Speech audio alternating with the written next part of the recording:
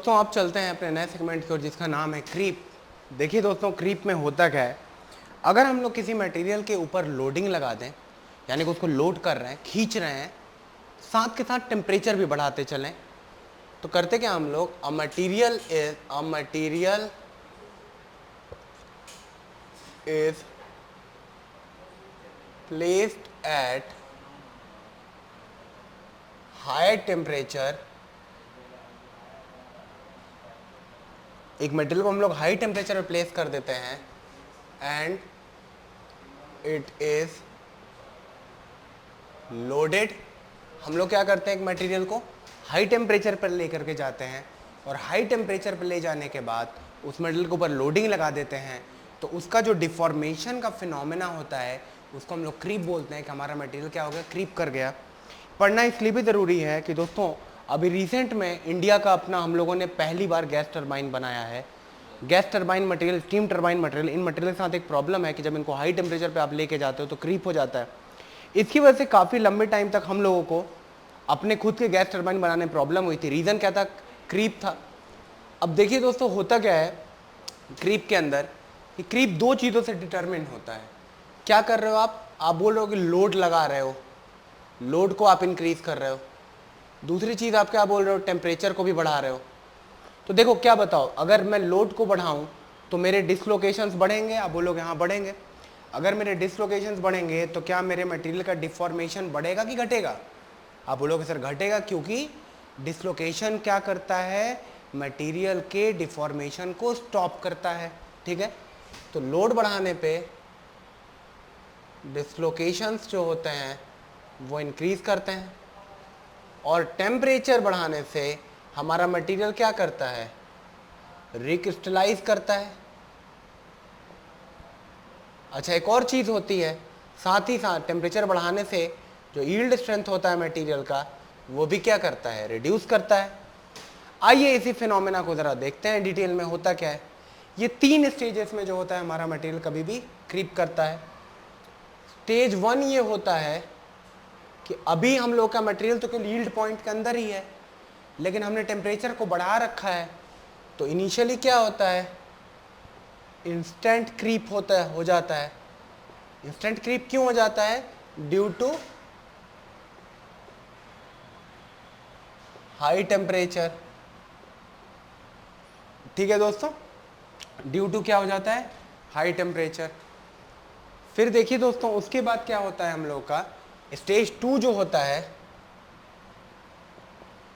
उसके अंदर हम लोग लोडिंग को भी बढ़ा रहे हैं। क्या कर रहे हैं हम लोग, लोडिंग को भी बढ़ा रहे हैं, और दूसरी चीज़ हम लोग क्या कर रहे हैं, टेम्परेचर को भी बढ़ा रहे हैं। तो सेकेंड स्टेज में क्या होता है कि ड्यू टू लोडिंग, या लोड, W का मतलब लोड होता है, ड्यू टू लोडिंग हम लोग क्या कर रहे हैं, डिसलोकेशंस भी बढ़ रहे हैं हमारे। क्या हो रहा है, डिसलोकेशंस बढ़ रहे हैं। डिसलोकेशन बढ़ रहे हैं तो हमारे मटेरियल को अब नया टर्म आज हम लोग यूज करेंगे, वर्क हार्ड हो जा रहा है। तो डिसलोकेशन बढ़ रहे हैं, देयरफॉर क्या होगा, डिफॉर्मेशन क्या हो जाएगा, डिक्रीज कर जाएगा। और दूसरी चीज क्या हो रही है साइमल्टेनियसली, कि टेम्परेचर भी ज्यादा है तो रिक्रिस्टलाइज भी होगा। अगर रिक्रिस्टलाइज हो जाएगा तो नया टाइप का शेप फॉर्म करने लगेगा। तो दोनों फिनोमेना की वजह से होता क्या है कि अब इस स्टेज में क्या होता है कि जो डिफॉर्मेशन होता है वो होता तो है, डिफॉर्मेशन होगा, लेकिन डिफॉर्मेशन रेट जो होगा वो स्टेडी हो जाएगा, क्योंकि एक साइड से आपके डिसलोकेशन बढ़ रहे हैं तो वो डिफॉर्मेशन को होने नहीं देना चाहते हैं, और दूसरी साइड से क्या हो जाएगा, दूसरी साइड से आपके मटेरियल के अंदर टेम्परेचर बढ़ रहा है तो रिक्रिस्टलाइजेशन बढ़ता जाएगा। तो इससे क्या होता है, आपका डिफॉर्मेशन स्टेबल हो जाता है। Thank you so much. Third stage में देखिए दोस्तों क्या हो जाएगा, थर्ड स्टेज के अंदर होगा कि अब एक लिमिट के बाद क्या होगा आपका एक लिमिट के बाद तो आप डिसलोकेशंस को बढ़ा नहीं सकते हो। अगर एक लिमिट के बाद अगर आप डिफॉर्मेशन को नहीं बढ़ा सकते हो, डिसलोकेशन को नहीं बढ़ा सकते हो, तो आपका मटेरियल सैचुरेट हो जाएगा डिसलोकेशंस पे। अब आपका मटेरियल अगर डिसलोकेशन में सैचुरेट हो गया, यानी कि उसकी और वर्क हार्डनिंग पॉसिबल नहीं है। अगर उसकी और वर्क हार्डनिंग पॉसिबल नहीं है तो आप एक बात बताओ, टेम्परेचर बढ़ता जा रहा है, उसका स्ट्रेंथ घटता जाएगा। तो थर्ड स्टेज जब आएगा, स्टेज जब 3 आएगा, तो देखिए दोस्तों होगा क्या, स्टेज 3 के अंदर अब तो हम लोग का डिसलोकेशन, अब डिसलोकेशंस जो हो गए हम लोग के वो तो कांस्टेंट हो गए, लेकिन फर्दर हम लोग टेम्परेचर को बढ़ा रहे हैं, तो डिफॉर्मेशन जो होगा वो बढ़ता जाएगा।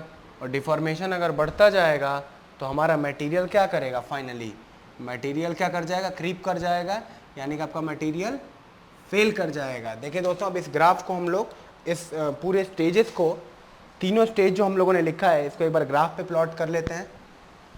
तो ये जो ग्राफ बनता है स्ट्रेन का, वो एक्चुअली स्ट्रेन का टाइम के साथ में ग्राफ बनता है। क्रीप का जो कर्व होता है वो टाइम के साथ में बनाया जाता है।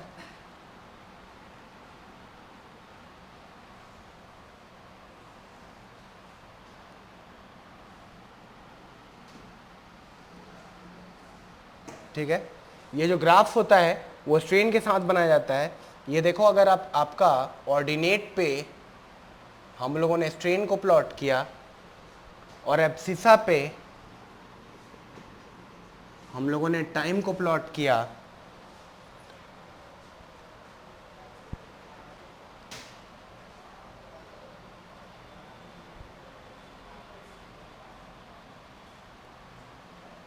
तो मैं तीनों स्टेजेस के डायग्राम्स को चाहता हूं अलग अलग प्लॉट करना। तो देखिए दोस्तों, पहले क्या हो रहा है, अगर आप स्टेज 1 के बारे में बात करें, जैसे कि मटेरियल इंस्टेंट क्रीप करता है, तो उसमें 0 से लेके कुछ t1 टाइम में पहले तो बहुत ही रैपिडली क्रीप कर रहा है। ये देखो यहाँ पे क्या है, स्लोप ज़्यादा है, ठीक है, यहाँ स्लोप ज़्यादा है, यहाँ पे क्या हो रहा है, स्लोप धीरे धीरे धीरे धीरे, देखो यहाँ पे स्लोप ज़्यादा है और धीरे धीरे धीरे धीरे स्लोप क्या हो रहा है, कम हो रहा है। अब स्टेज 2 में मैंने आपको बताया था कि स्टेज 2 में क्या हो जाता है, स्टेज 2 में डिसलोकेशंस बढ़ते जाते हैं, यानी कि मटेरियल की वर्क हार्डनिंग होती जाती है, यानी कि मोशन भी रुकता जाएगा, पर साथ साथ रिक्रिस्टलाइजेशन भी होगा, तो टेम्परेचर भी बढ़ता जाएगा। तो क्या होता जाएगा आपका मटेरियल का, सॉरी टेम्परेचर तो आपका कांस्टेंट एक हाई टेम्परेचर पे ऑलरेडी था ही। वो जो ये ग्राफ हो रहा है ये at T is equal to, suppose करो आप, जो हम लोगों ने टेम्परेचर लिया हुआ है वो समथिंग आप मान लो 800 डिग्री सेंटीग्रेड लिया हुआ है, ठीक है, जो टेम्परेचर है हम लोगों का वो 800 डिग्री सेंटीग्रेड है। इतने हाई टेम्परेचर पे हम लोगों ने फिक्स कर दिया है। अब हाई टेम्परेचर पे क्या होगा एक साथ, उसके बाद आपका रिक्रिस्टलाइजेशन भी हो रहा है। तो दोस्तों यहाँ से यहाँ तक का जो जोन आता है, जो यहाँ से यहाँ तक का जो जोन आता है, वो आपका ऑलमोस्ट लीनियर कर्व आता है, फॉलो करता है, ठीक है। स्ट्रेन तो बढ़ रहा है लेकिन उतना तेजी से नहीं बढ़ रहा है जितना कि स्टेज 1 में बढ़ रहा था। अब दोस्तों इसके बाद क्या होता है, फर्दर जो स्टेज 3 होता है उसमें आप लोगों ने देखा, हम लोगों ने देखा है क्या होता है कि रिक्रिस्टलाइजेशन इतना रैपिड हो जाता है, रिक्रिस्टलाइजेशन इतना रैपिड हो जाता है कि हमारे मटेरियल के अंदर वो क्या कर जाता है, डिफॉर्म कर जाता है। तो हम लोग को एक चीज़ समझ में आया है कि स्टेज 3 जो होगा वो कुछ इस तरीके से होगा। ये हम लोगों का स्टेज 1 है, ये हम लोगों का स्टेज 2 है और ये हम लोगों का स्टेज 3 है।